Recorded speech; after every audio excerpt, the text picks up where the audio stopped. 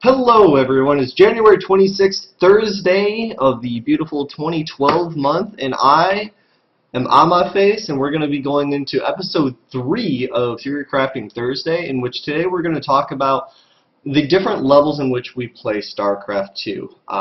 The most common that everyone should know is laddering, but a lot of people don't actually practice how they should, or even just the different varieties of ways of practicing, and then the tournament mentality compared to the ladder mentality and compared to the practice mentality. So we're going to start talking about practicing, because as soon as you pick up the game, you may think, I'm just going to jump in on ladder, but that could be a little scary. I look a little funny with one of my ears out. That can be a little scary, so we're going to talk about, if you're brand new, what you can start looking at to learn the basics and start getting into it, and then you can start dipping into the ladder. And obviously, if you're still relatively new to it, you're probably not going to be playing in tournaments. So we're going to tell you how to get there if you want to be. And your mindset should change depending on if you are doing a practice game, laddering, or tournament. So with that said, we're going to go on to it. The first is I just described that we have practicing, we have laddering, and then there's tournament play. So right here I have the coach explaining the game essentially to the basketball players of the different plays, strategies, and what have you.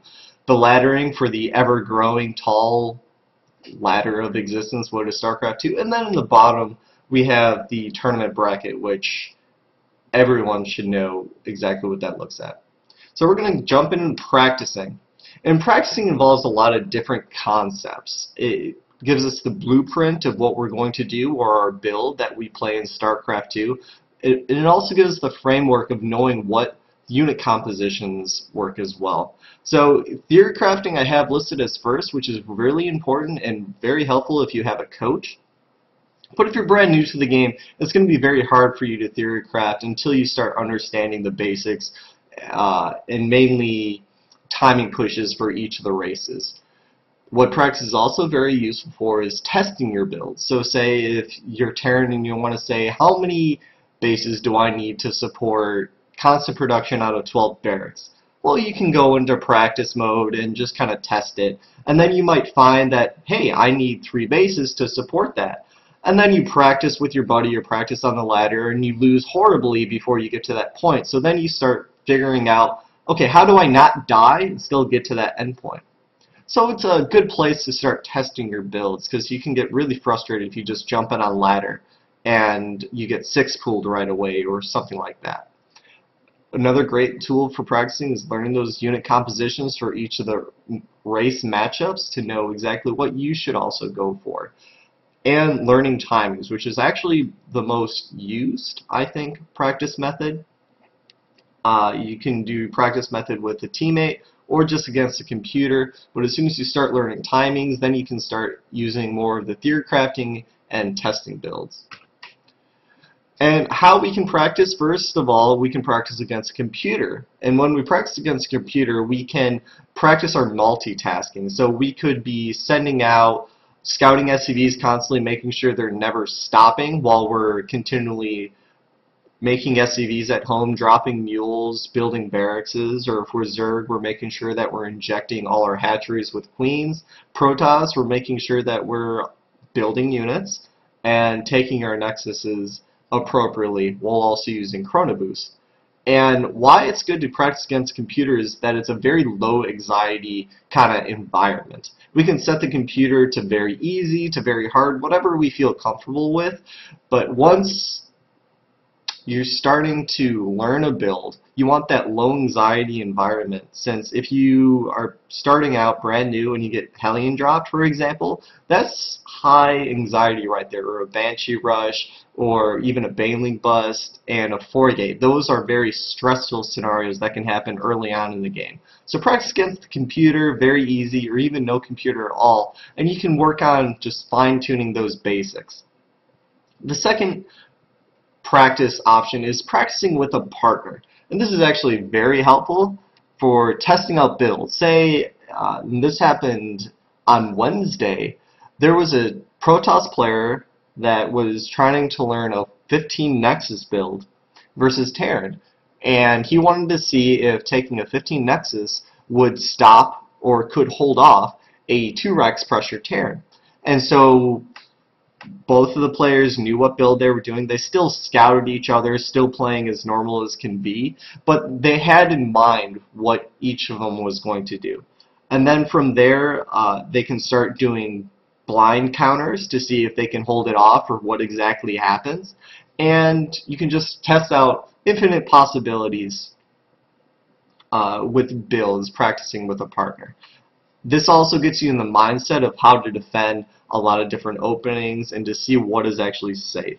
Rather than saying a Zerg player, it's probably very risky to take 3 additional bases before you even build a spawning pool. You can test it out and see what happens. Maybe on big maps you can get away with it. Probably not. And then the most important thing with partner practice is you can watch your replays together and analyze it. Not only you don't have to be on site to do this, which is really great. As long as you jump on Skype or even just tippity tap each other through StarCraft 2, you can watch the replay and say, hey, I'm at 620 and I see this. What happens if in my push I moved out? Or, oh, I should have scouted at this time to know you were transitioning this way. And you can just help each other. And it's kind of that friendly competition that really helps you improve your game in this practice set. And then probably the most important is the third item here is the theory. You can usually do this with one person or with multiple people. And very popular if people go on teamliquid.net and say, look, I've tried this build, here are a few replays of me doing it. Have at it. What is the theory behind it? What are theories to destroy it type of thing? And the theory aspect analyzes the builds to see where weaknesses and strengths are. We can also look at that more important game time analysis of, okay, yeah, you took a Nexi at 15, but what happens if they do a tank push at the 7-minute mark? How are you going to defend that? And then ultimately, which is episode 1 of Theorycrafting Thursday, is the triangularity. And everyone doesn't have to follow the triangularity theory. They can follow their own kind of broad concepts when analyzing play. But I highly encourage using triangularity when you're talking about theory. Going back to the Nexus example that I used, what I was mainly trying to preach to everyone else that I was involved in the conversation a little bit is just like, well, you're doing a 15 Nexus, which is an extremely fast expansion because you're doing it before Gateway, before Cybernetic Score, and all that jazz. So you're being targeted. Why didn't my camera switch over?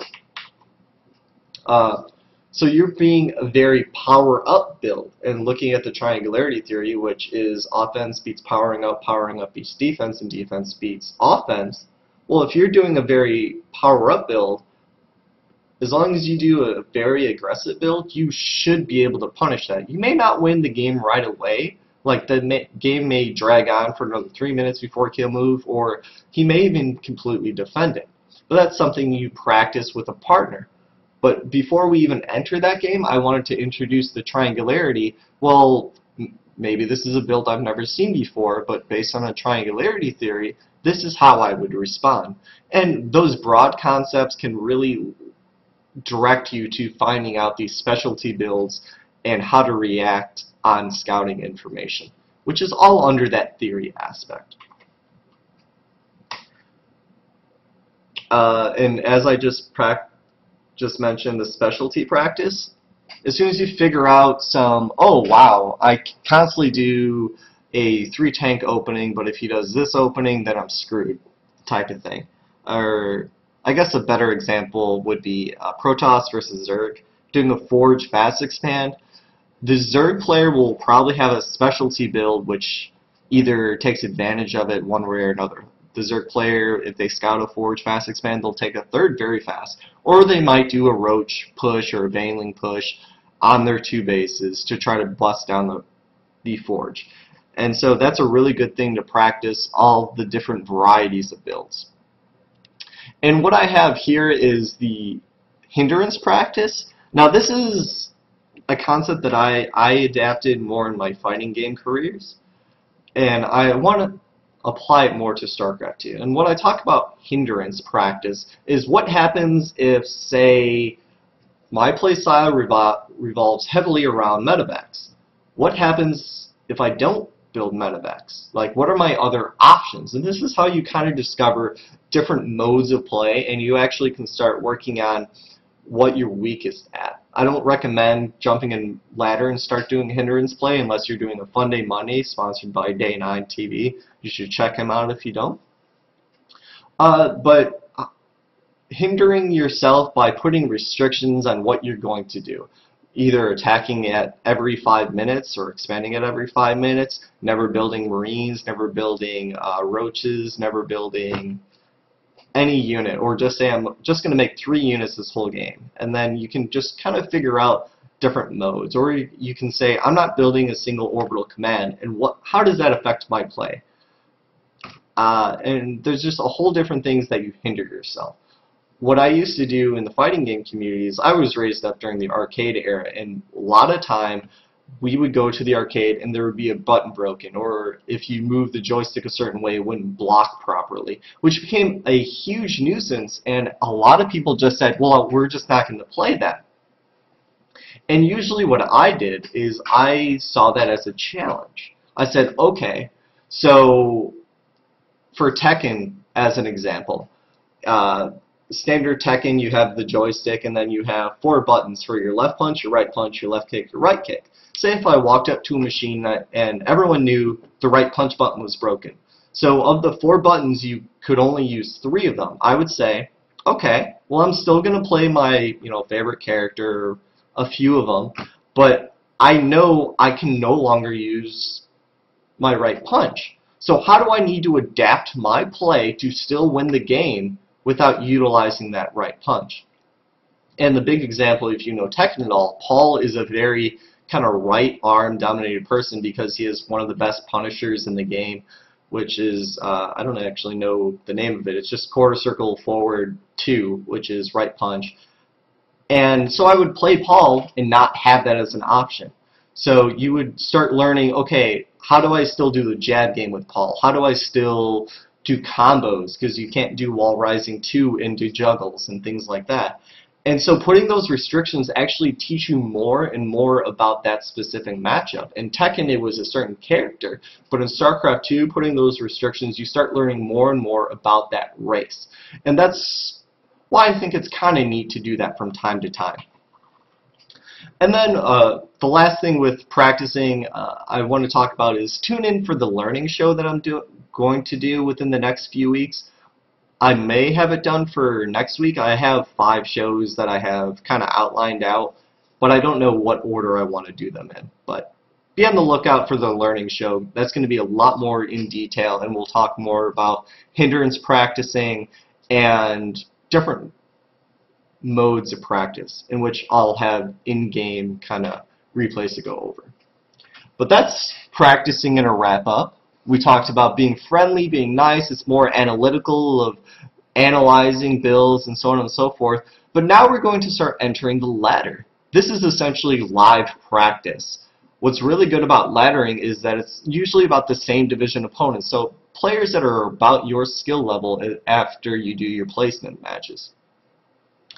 And why that's really good is eventually you're going to go up against a lot of kind of random builds because you don't know what your opponent's doing, which we would have known if we were doing a practice partner practice. And so we can start doing builds and see how they react. And then once we start learning more and more, we can start tracking our progress. That's essentially what the whole ladder point system does. It tracks our progress to see if our play style is improving or it's declining. And you will have ups and downs no matter who you are, so don't worry about it too much on the day-to-day, but if you can look at even month-to-month or even season-to-season and see how you're doing, that's going to track your progress over time. And then the first thing I want to talk about is why you should ladder is you learn how to manage anxiety. And as I have the very classic kind of guy yelling at his laptop to illustrate the nerd rage that all of us have felt over a poorly controlled game, or, oh, I forgot to hotkey this, or something like that.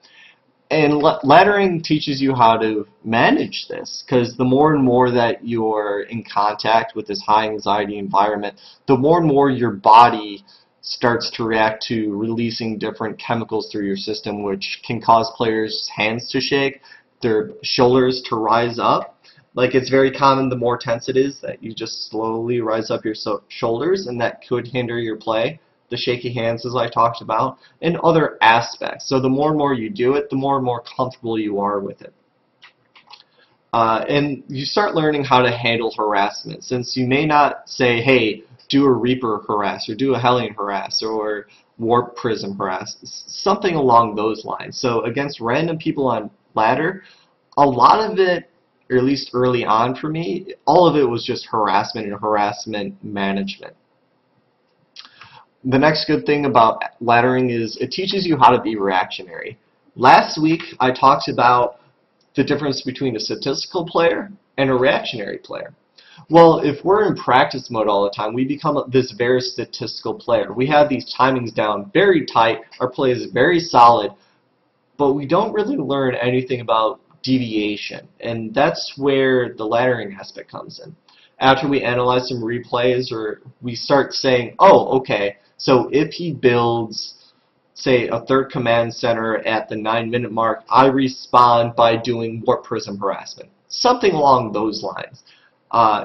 That may not be a correct response, but you can start setting very definite, if I scout this, I'm going to react this way, kind of builds. And you learn a lot of that from laddering, since every match is going to be different. The next thing is you can finally really test your builds. Rather than going up against a practice partner who is either doing one of his 3 favorite builds, or if you're just saying, do a 4-rack or 4-gate to me, and I'll defend it type of thing. You can actually test this build and define definite weaknesses and strengths that you weren't able to look at in this practice and theory mode. This is very true for, any player. But it's more important for players who aren't able to theorize their play styles and their builds and what have you. And the most important thing to take away from laddering is you should learn something. It's not going to happen every game, but you're either going to reaffirm information that you know, like, okay, I scouted this, I responded this way, I crushed him and won the game. Cool! That's reaffirming something. Or you can find out, wow, I'm completely open to Viking harass. Could happen in TVZ. If you don't get mutas until really late, a Viking can cause a lot of problems if you have a lot of scouting overlords. And so you say, well, if he's doing Vikings, then how should I respond? Or do I just lose 6 overlords, which is horrible to do? And you learn something from it. And the last 2 things are very simple. Have fun.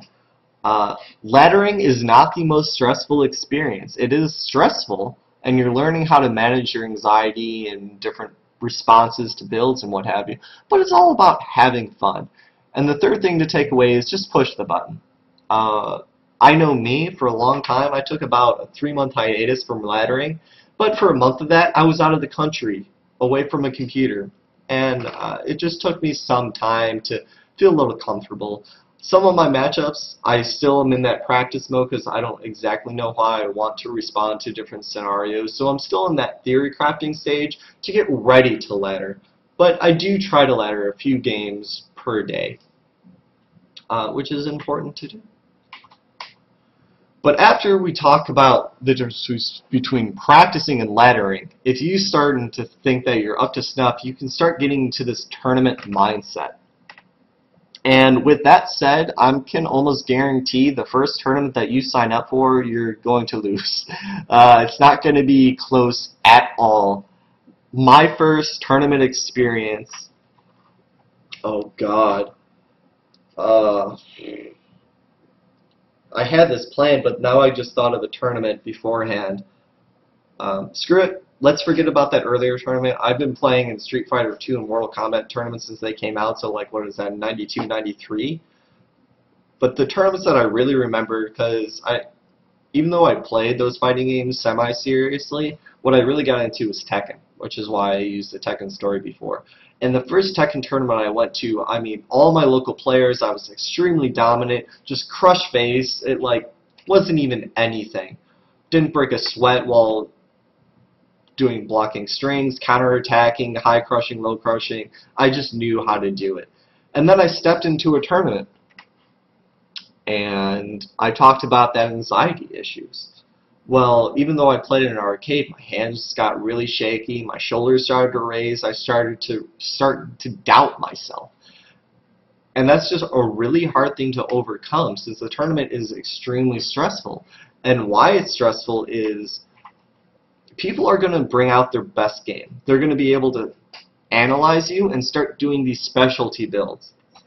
So in Tekken, for a long time, even though I thought I could block a lot of low stuff, that was actually a weakness of mine. So when I was analyzing my play, I thought I was really good with lows, but all of my opponents locally never really threw low attacks, so I never had the opportunity to really practice it or theorize about it. So when I went to this tournament and all these players were mixing in mid attacks and low attacks, I was getting hit by low attacks constantly. So you're going to see new things in tournaments. You're going to see much more specialized things. And that's where mind games come in. They're going to think they spot a weakness and they're going to exploit it. And this is a tournament, they need to exploit it. You need to play to win. And that's where even the mind games comes in with playing to win, and nothing is cheap. And in the bottom corner, we have a picture from Street Fighter 4, and E Honda's doing a throw to Ryu. For a long time in the fighting scene, it was considered to be cheap to do throws. But you have to realize this is a tournament. There's friendly competition in it, yeah. Like, you can finish the game, and even if you lose, you can be the better man and shake each other's hands and all that jazz. But you have to understand, your opponent is trying to kill you just as hard, if not harder, than you're trying to kill him. You want to win, since ultimately a lot of tournaments are for money, and second place usually doesn't make nearly as much as first place. So everyone is going to be very cutthroat, and they're going to bring out these really wonky and stylistic builds, or play very safe, which goes into the mind games. But if you are getting to that level, and StarCraft 2 has just a bountiful amount of tournament content. I know Playheim is really big, that I just started to do. Playheim that I just started to do, they have weekly and daily tournaments for all levels of play, from bronze to masters level. So if you just want to have some tournament experience, I would start there before you even go to a LAN, because even though if you ladder or play a lot of Playheim online tournaments, the first LAN tournament is still going to be even more stressful, but you'll have a little of that eased off. So hopefully you'll do better when you go to your first LAN tournament. And just kind of some closing thoughts on tournament. Winning is the only thing that matters. You can have a really good story of just like, wow, I met so many friends, blah, blah, blah, blah. But you could have made so many friends on ladder, or going to your local university, or really just talking about it in high school or whatnot. Just talking on Team Liquid. Tournaments, it's the results. And, of course, you can enter a tournament and say, you know, I don't expect to win, but I want to get in top 4. And you can set those goals, and those are very important. You can't enter in every tournament and expect to win first. You have to be able to kind of create these stepping stones, create small victories, and then build off of that. A lot like how laddering, if we started out and say you bought the game and you were bronze. Oh, how tragic. And then at the end of the season, you actually got up to silver, and you're like, oh, awesome. And then at season 2 started, and you got to gold within the first 2 weeks. And by the end of the season, you were already platinum. So ladder is tracking all this progress. which is just really good because it boosts your confidence. You're like, yeah, look how awesome I am. It's like, yeah, I had to change a lot of my early builds. Now that I look back at them, the theory behind it wasn't very good, wasn't very adaptive, and I worked on my mechanics, my macros better, my micros better, and I can actually kind of see my ladder points raising, and I'm a better player from it. But now that same player gets out of Platinum, and he's in Diamond. And now he's even in Master League, and he starts thinking, hey, I'm pretty good at this game. I'm going to start entering in some tournaments. And he enters in some tournaments, and he has these high hopes of like, oh, I went from Bronze to Masters in 3 seasons. I'm just the best guy. He sits down, and like he's super excited, and he has all that adrenaline, and then he just gets stomped face the first game and just drops out. Oh, I thought I was gonna win. This guy was a noob. Blah blah blah. He did a blind build counter. He didn't even scout this new blah blah blah. But that doesn't matter. He beat you. You're out of the tournament. Anything you say doesn't matter. The best thing you can still get out of that is still being friendly to him. If anything, you say, hey, good game. What do you think I could have done? And like, sometimes they'll blow you up, but sometimes they'll be nice. In fighting game tournaments were very iffy with me. I was always the guy who shook your hand before and shook your hand after, no matter what. And sometimes, even if they won, they refused to shake my hand. I thought that was just really shitty of them to do. But then other people, they would shake your hand right away, win or lose, and then they would talk about the game. They would say, oh, when we were playing, I really saw that you had this weakness, and I tried to exploit it, and and that won me the first kind of round or set, but when we entered second set, I still had that mentality, and you switched midway through, and I kept thinking I could get you with that. Like, that was really good, man. Like, you can help each other, since sometimes, even though we watch our replays and we try to analyze your builds, having that second eye or that second perspective can really improve your game, because they see things entirely different than you see things. Hopefully I ended that point correctly. That's what I wanted to go with it. And then this is my final point, is be careful of previous games. Since when you're in a tournament for a long time, since StarCraft 2, every single game is on the internet, your opponents can maybe not get your replays of that specific tournament, maybe of previous tournaments, but they can definitely watch your match history. So they can look at your profile in between games or whatever and say, okay, I'm going up against a Zerg and I'm playing Protoss. What opening does he like to do? And I look and I see within the first 5 games that I see CVP that 3 of them use 6-pool. Okay, so the statistics behind it are that he might 6-pool me. And then I look at it a little closer, and he does the 6-pool on the same map all 3 games. And so then you may be able to conclude, if I get this match, I can assume he's doing a 6-pool. So I'm going to do a build that may not entirely blind counter it, but I'm going to have that in my mind to be able to prepare myself even before we start the game, how I need to respond. And that is very helpful to do rather than going in it blind and getting wiped out. Same thing is when I ever go to fighting game tournaments. As soon as I'm done, I look at my bracket and I say, okay, this is my next opponent. I try to find him as fast as possible to see what he likes to do. Even though he may be playing a different character up against a different character that I play, I can start seeing strengths and weaknesses, just kind of generalize things when we go in our game. So before I even sit down, I have some information to go off of, rather than sitting down completely blind. And I'm more of a turtle character, which is a little funny. That's why in all my screenshots I had the turtle, since for a long time that's how you describe a fighter's play style, and I was a huge turtler. At EVO 2012, at that time I was playing DJ in Street Fighter 4, and I got 2 timeouts back to back, and everyone was watching the game because for some reason we were the last match that was going on before we went to the next round. And after I won the second game by timeout, there was a giant chant of turtle power, which just filled me up with all this adrenaline. And I was like, yeah, I totally did it. Which is stressful in itself. But you watch your opponents and figure out their play styles, and then you can start adapting to them. So if my opponent in that specific Evo tournament knew I was a turtling player, usually all you need to do is just, and hopefully you can actually go and win the tournaments. So I already kind of talked about the first tournament jitters that you have, in which it's extremely stressful.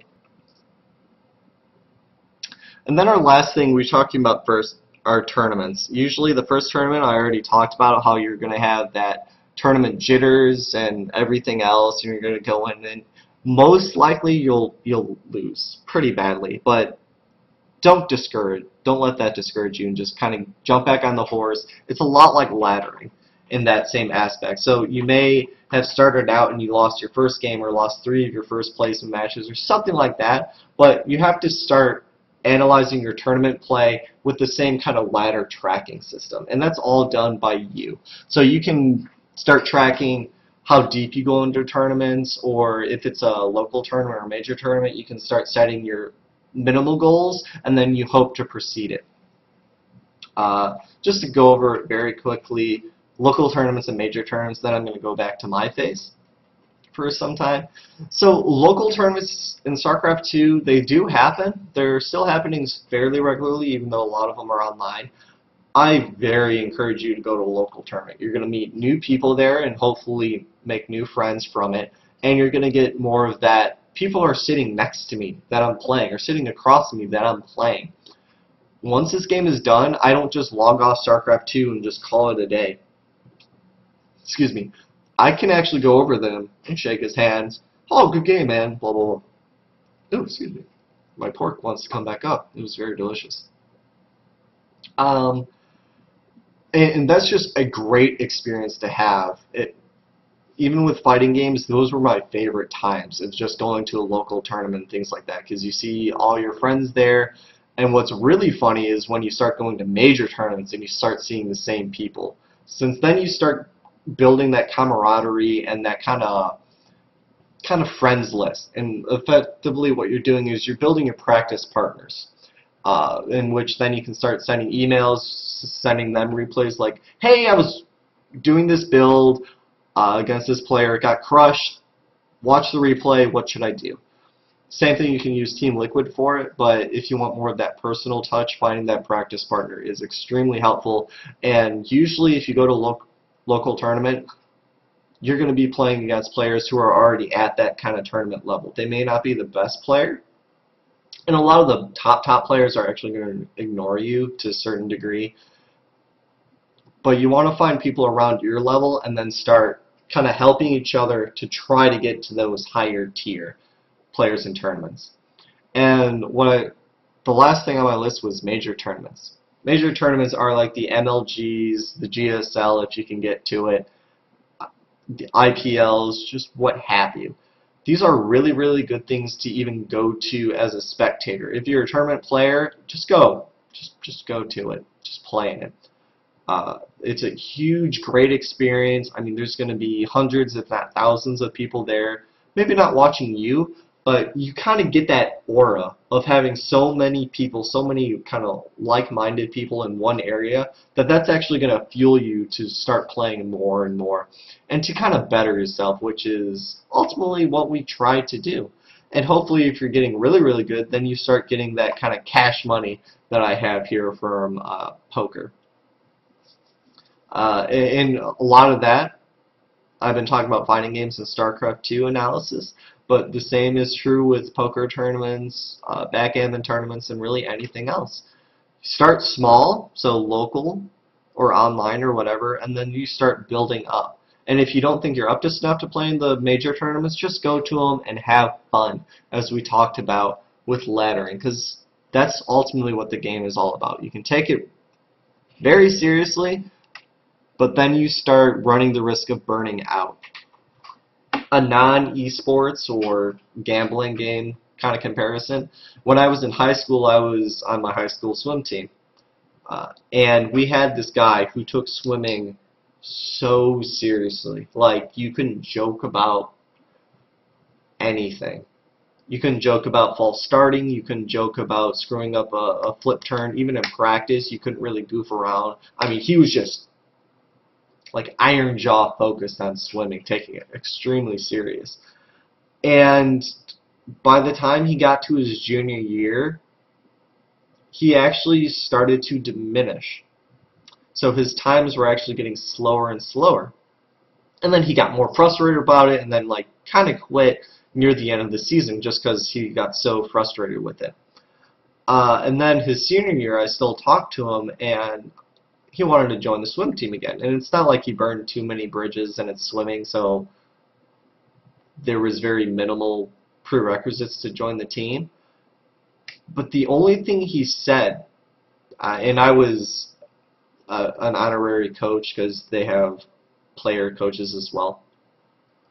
And what he said to me was the problem he had was he took swimming too seriously and he needed to just relax and just swim.